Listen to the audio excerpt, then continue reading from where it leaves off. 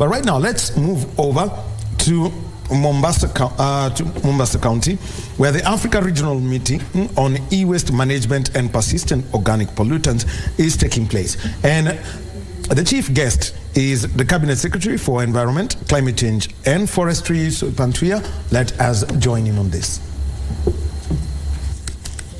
Of this program.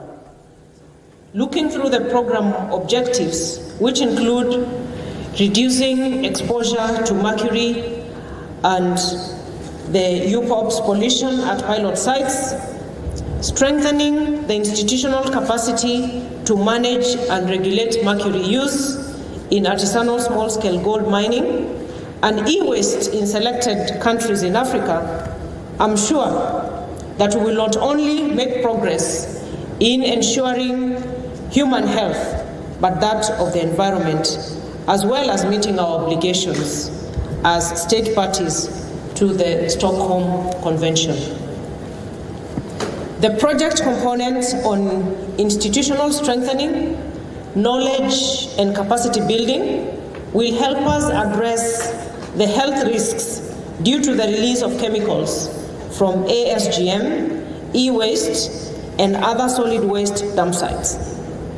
I'm sure we all agree that there is both an inherent capacity and knowledge gap across most of the partner countries who are implementing this program. Whereas we are all free to choose how we implement this first component, some activities aim at reducing the use of and exposure to mercury, while other activities aim at reducing the release of these pollutants. In Kenya, we are solely focusing on e-waste management, and we have made major milestones that are contributing in the promotion of solid waste management.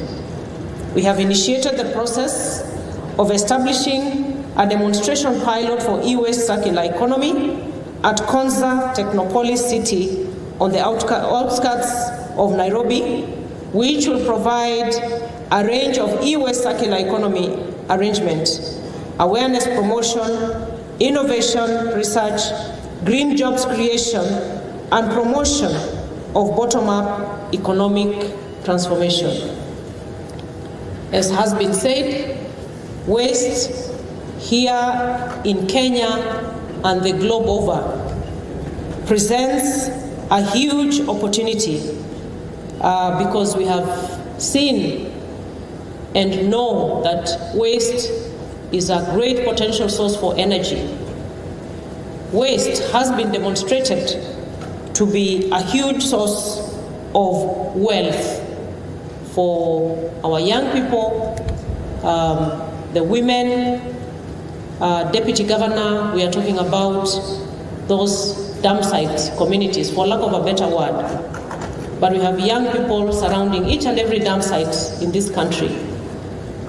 And we have an opportunity to turn around the livelihoods of our populations using waste. We have even seen instances and discussions that waste can even be turned into food.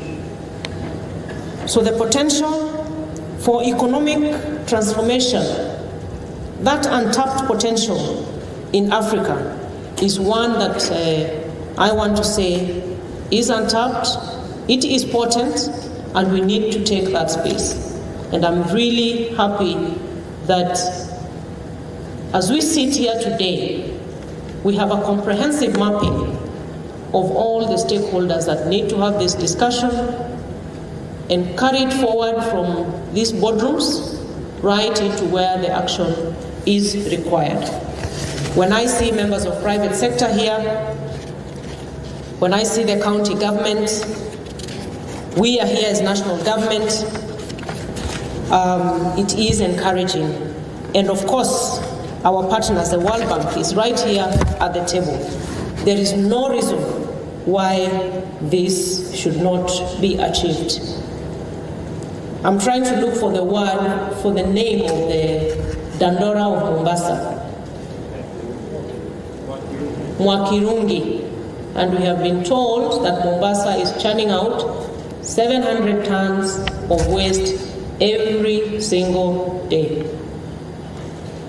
It is catastrophic, but then again, it is encouraging that we are here seated on the table with each and every partner that matters, including our Member of Parliament here, because we are talking about the regulations that are necessary.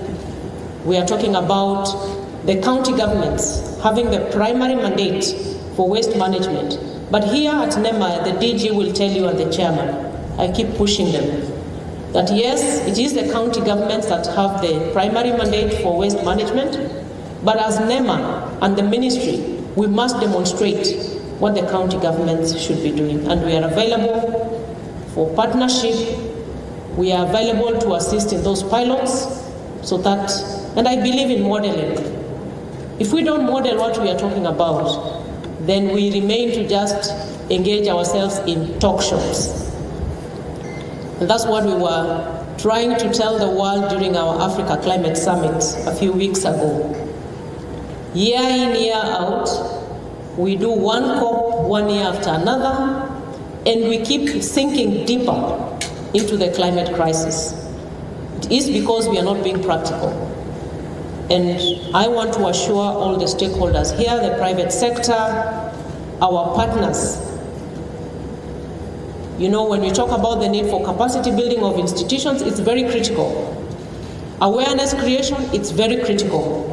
But I'm delighted that for us, the Kenyan pilot, in partnership with KONZA, the World Bank and other players, that we are going to have a demonstration of what it is we want to see in e-waste management through an e-waste recycling facility.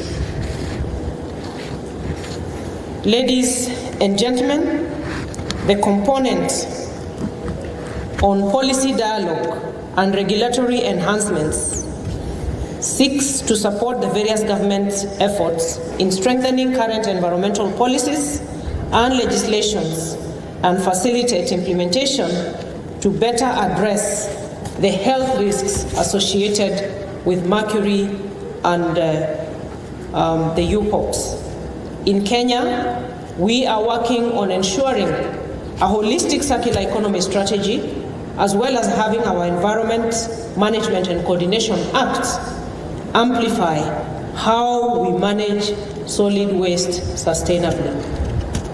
You can see a gentleman there changing. That is the Cabinet Secretary for Environment, Climate Change and Forestry, Supantuya, who is speaking at Mombasa County, and this is at the African Regional Meeting on e-waste management and persistent organic pollutants.